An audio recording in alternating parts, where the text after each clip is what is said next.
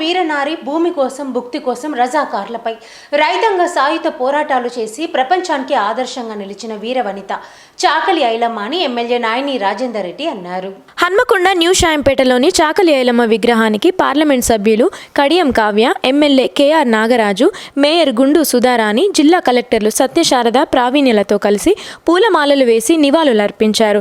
గత ప్రభుత్వం పాలకుల చాకలి ఐలమ్మని చిన్నచూపు చూసిన దాఖలాలు గుర్తు చేశారు. కాంగ్రెస్ ప్రభుత్వం ఏర్పడిన తర్వాత చాకలి ఐలమ్మ సేవలకు గౌరవంగా హైదరాబాద్లోని మహిళా విశ్వవిద్యాలయానికి వాటి పేరు నామకరణం చేశారని, చాకలి ఐలమ్మ మనుమరాలు శ్వేతకి తెలంగాణ రాష్ట్ర మహిళా కమిషనర్ మెంబర్గా నియమించుకున్నామని తెలిపారు. ముఖ్యమంత్రి రేవంత్ రెడ్డి ఆక్రమిత భూములపై ఉన్న దొరల పెత్తనాన్ని హైడ్రా ద్వారా కూకటి వేలతో ప్రక్షాళన చేస్తున్నారని పేర్కొన్నారు. మహానగరంలో చాకలి ఐలమ్మ విగ్రహం ఏర్పాటు చేస్తామని తెలిపారు.